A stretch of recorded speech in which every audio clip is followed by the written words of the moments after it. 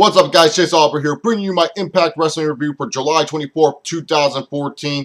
Let's get started with this one. I thought Impact tonight kicked off in a great way. Instead of just having a talking segment, they show Austin Aries real quick, ask the simple question, will we cash in option C? What this episode should have been built around in the first place, because Destination X is next week. Really liked it, and then all of a sudden, we kick off with the Bobby Roode versus MVP Falls Count Anywhere match. I like that it started off backstage instead of in the middle of the ring. I liked how they used the stipulation Falls Count Anywhere. I thought this was a fun, crazy match. Not a lot of run-ins from Kenny Keene or Eric Young. Kenny Keene only had one run-in the match. The same with Eric Young. I felt they did well in this match. I was fine with Bobby Roode winning with the sharpshooter. My question is this it for the feud? Is this really that big blow-off match? I hope this feud has more lengths and more gas in the tank to go a little bit further. I felt it could have had the chance to go a little bit further. It just felt it was too easy for Bobby Roode to overcome these obstacles. So maybe I'll have to wait and see what they do with this feud down the line. But I definitely thought they did a good job with the match, and that's all I can really say about it. I just hope that this feud is not over with, and hopefully they can continue it on, because if this was the blow-off match, I was kind of disappointed in a bit. I like the Jeff Hardy and Matt Hardy promo coming out to challenge the American Wolves. I thought it was simple, maybe a little bit too much of, oh, we respect you guys type of deal. But it is a nice little match. I'm pretty sure a lot of people will consider this a tag team dream match. You got the American Wolves, one of the most exciting tag teams on the independent scene, now on the big-time scene in TNA, on mainstream TV, and they're going to be facing against one of the hottest tag teams in the late 90s and early 2000s, and the Hardy Boys. So you know what? This is going to be an interesting matchup for sure for Destination X, one of the matches I'll look forward to. So I felt TNA did a good job at getting me hyped up for next week's Destination X with a big-time future tag team title match like this. Overall, job well done, TNA, even though Jeff Hardy was talking a little bit too much for my liking. They made the Bromance talk way too much. The Bromance were just talking and talking and talking, and I was just sitting there trying to stay awake as they kept on talking and talking. Don't get me wrong, I like the Bromance. I think they're funny as hell, but they were just talking way too much. It was nice to see Loki come back. He took on DJ Zio, otherwise known as Zima Ion. It was a nice little short match. Loki kind of looked sloppy in it. It was fine. I'm glad to just see Loki back. I wonder how long he's with TNA again. Maybe this is just only for the summertime in Destination X before he just disappears again and does whatever the hell he does. So it's just nice to see Loki back, and that's really all I got to say about this segment. It wasn't really the most exciting segment in the world.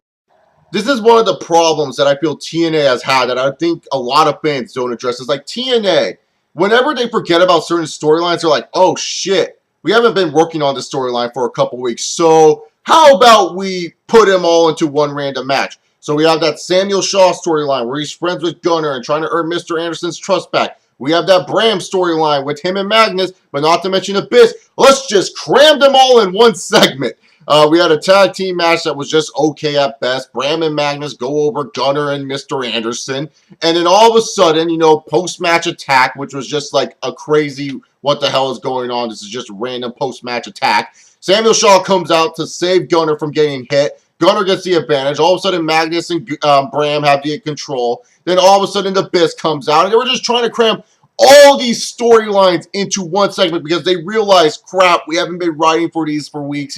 We haven't been featuring them that much on television. We have to write one, especially for the Samuel Shaw storyline. They tried to work on that storyline like 2 weeks ago, and they dropped it. And now they're just bringing it back up. And the Bram and Abyss storyline, they dropped that like, 2 weeks ago too, and Abyss has just been attacking Bram randomly, like, during his matches. I mean, it's just too crammed. It is just too crammed. You're trying to cram too much into one segment. That's my problem with this. Like, I was just, like, sitting there, like, what developments are going to be going on? Will we see a development next week at Destination X? Will Mr. Anderson go up to Samuel Shaw and say, hey, kid, I liked how you defended Gunner back there, man. I'm really starting to trust you. Like, is there going to be a development in that next week at Destination X, or 2 weeks from now, or 3 weeks from now? Are we not going to see a development until, the next TV tapings? What is going to be the development of Bram versus Abyss? Like, these are just storylines that just right now have no direction, so TNA just crams them in one segment, and it really, really bugged me. I'm sorry. I just was just so freaking clusterfucked in this whole thing. This was a clusterfuck. This whole tag team match was a clusterfuck, and when you watch it, you will agree with me.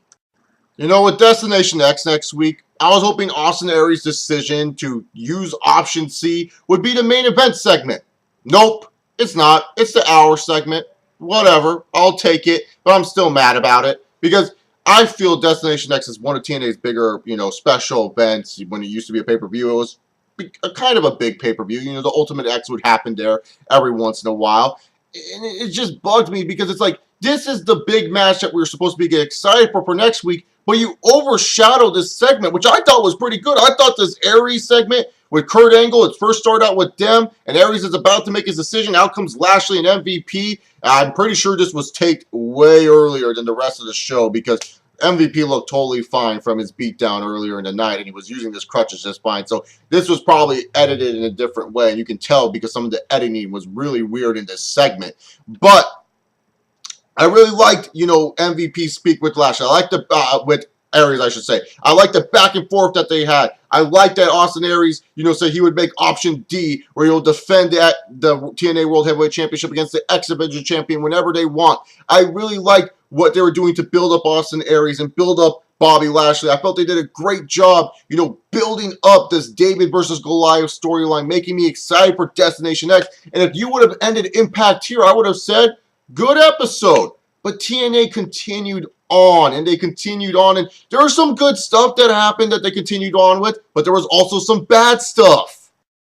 TNA did a great job presenting this Tara and Terrell versus Gail Kim feud, showing the awesome last man standing match, an awesome ladder match that these two women had, that pretty much surprised a lot of wrestling fans. I remember, I believe last year when these matches were going on, a lot of people were not really expecting much of these matches, and they end up being two big knockout matches that people talk about to this day. And really, to be honest, I was actually enjoying this Taryn Terrell and Gail Kim Knockouts title match. And then TNA decided to ruin it with the Beautiful People coming out. TNA, I get it. You love the Beautiful People. But us fans, we're sick of the Beautiful People. They were hot back in 2008 and 2009. But here's the thing. This is 2014. They ain't hot anymore. Get rid of them. It just ruined this really good knockouts match. I thought this was a good knockouts match. Probably one of the matches of the night. I was enjoying it. I said, okay, who's going to win? It's probably going to be Gail Kim. And then all of a sudden, out comes the Beautiful People. And I'm just like, really? It wasn't even like oh my God, these heels boo them. It was more like, get off my TV. I'm sick and tired of seeing you guys.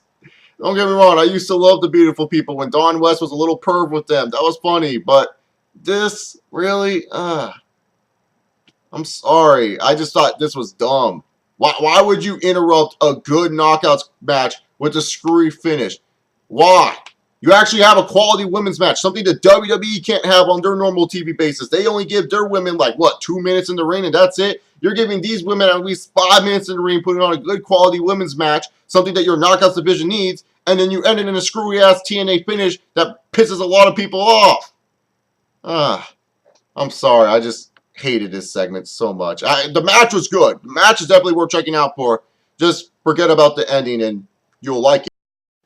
The Great Muta was making his Impact return, or TNA return, I should say, and he faced off against Robbie E. Who gives a shit? Great Muta squashed Robbie E., and it was really cool to see Great Muta wrestle. And then all of a sudden, out comes the Tennessee Cowboy, James Storm. You're that legend, Great Muta.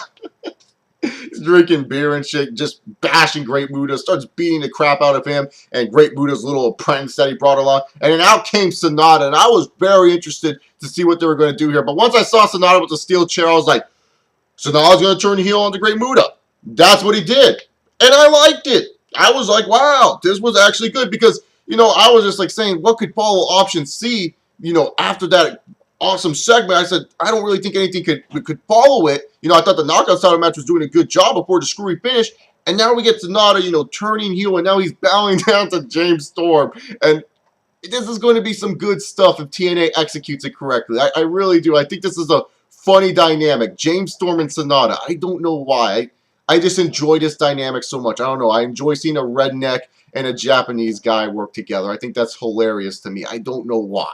I think it could lead to great comedy segments for TNA. I think it could lead to great things for Sonata. Maybe we'll get that Sonata and Great Muta feud, Bound for Glory, who knows? But, hey, you know what? At least they're also giving Sonata a mouthpiece because we know James Storm can talk, so maybe this could help Sonata out. Maybe James Storm is going to be used more as a mouthpiece for Sonata down the line. I really like this pairing a lot, so I didn't mind this segment. Even though it was predictable as hell that Sonata was going to turn on the Great Muta, I didn't mind it whatsoever because I'm kind of excited to see what they do down the line. So hopefully TNA meets my expectations of what they're going to do with this team down the line. But I'm really looking forward to see what Sonata and James Storm do. I knew once I was overbeared with all the fucking Dixie Carter promos that I would be dealing with freaking this would be our main event. And I'm sorry, dude. I just don't care about Dixie versus Bully Ray. I have no fucking interest in it. Zero. None. Zilch. The feud ended at lockdown. Dixie lost her fucking powers then. She has no reason to be on TV. It's annoying to me. It's just, ugh. And so then all of a sudden, like, how in the hell is she controlling security? That's what I want to know. How is King Mo back? Why is King Mo back? Why are they promoting Bellator with King Mo? Why? What does promoting Bellator do for you, TNA? They're not promoting TNA Impact Wrestling. Bully Ray, I promised all wrestling fans I will put her through a damn table, trying to make us feel emotional and shit. Like, oh, God. And then Dixie Carter on a cell phone. Oh, yeah, don't worry. You're going to be here and you're going to destroy it. Yeah, sweet little Dixie. It's like, God damn.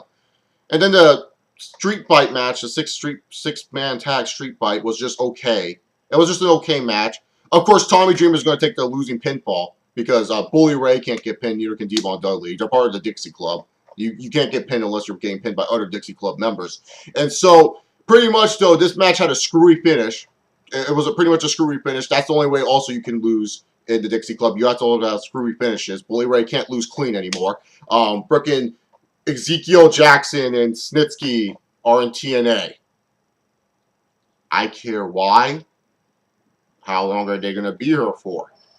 Really, how long are they going to be here for? Are they actually staples? Are they going to stay till like December or something? Next January? Am I going to see them next year in TNA? Honestly, this is not how you end fucking Impact. Like I said, this is in the middle of the show. Okay, I'll be pissed off about it, but not as bad as I'm pissed off at it now. See, what's next week, TNA? Oh yeah, Destination X. What should have been the main event segment? Cashing in Option C and building up that big TNA World title match. Not fucking Dixie Carter and fucking Bully Ray. This feud is pointless. It is. Ooh, put Dixie through a fucking table. Why?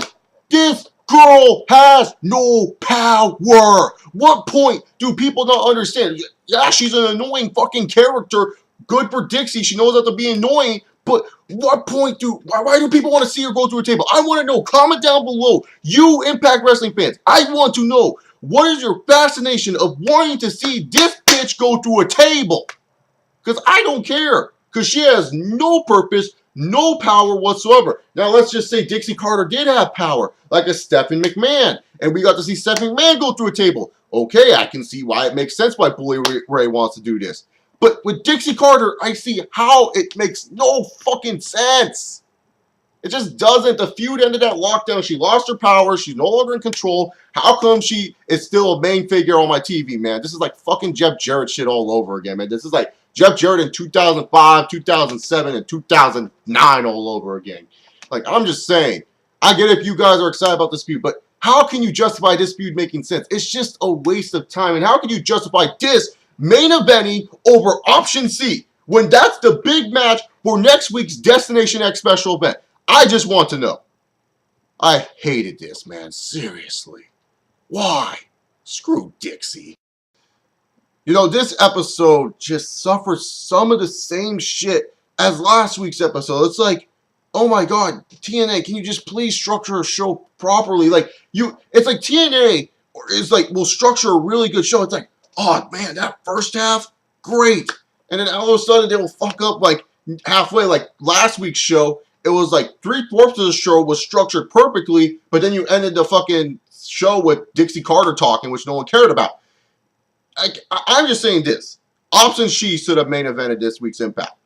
I don't give a shit about a country girl and a fat ass trying to put her through a damn table. This girl has no damn power. This fat ass is just going to the Hall of Fame. He's part of the Dixie Club anyways, man. Why do you want to put your own founding member of the Dixie Club through the damn table, Bully? Come on. The feud just is meaningless to me. It has no meaning. Austin Aries cashing in the X Division title has more meaning. That should be your main event because you have Destination X next week. And if you want me to get excited for Destination X, That should end the show. Seeing the Destroyer Lashley and Austin Aries with that stare down. That's a great way to end the show. Not a crappy 6-man tag match, bringing in 2 WWE bums and bringing in an MMA bum who's a loser just there to promote fucking Bellator. That does not feel well for me ending the show heading into one of your big special events next week on Spike TV. I hope this is like the worst episode of the New York tapings, because to me this was not a really good episode. This was decent to almost bad episode of Impact. I gave it, a decent grade just because I was saying, you know what? I did like the first hour a lot. I did like the Option C segment. And at least in the second hour, I got that Sonata and James Storm pairing, which I'm really looking forward to. So I gave it a decent. But TNA, please structure your shows much better. I am looking forward to Destination X next week. Don't get me wrong, because I'm pretty sure they'll lay off some of the Dixie Carter crap for next week's Destination X. Oh God, I hope so. So I am looking forward to Destination X next week. We got 2 killer matchups. Austin Aries versus the Destroyer Lashley for the TNA World Heavyweight title. We got a bunch of X Division guys coming back for the X Division qualifier match. And then we also got the Hardy Boys taking on the American Wolves. So Destination X looks pretty damn sick if you ask me. Anyways, I want to know what you guys thought of this week's Impact. Comment down below your thoughts of whatever you thought about this week's Impact. Did you like this review? If you did, give this video a thumbs up. If you guys want to see more of me, subscribe down below. If you guys are new to my channel, you guys don't know, I do Q&As, and so I'll leave you and also in the description box a Q&A video so you guys get the gist of that. Follow me on Twitter at ChaseOpera68. Chillingwithchase.com is my website. And remember, guys, have yourself a good day. I'll see you all next time. Peace.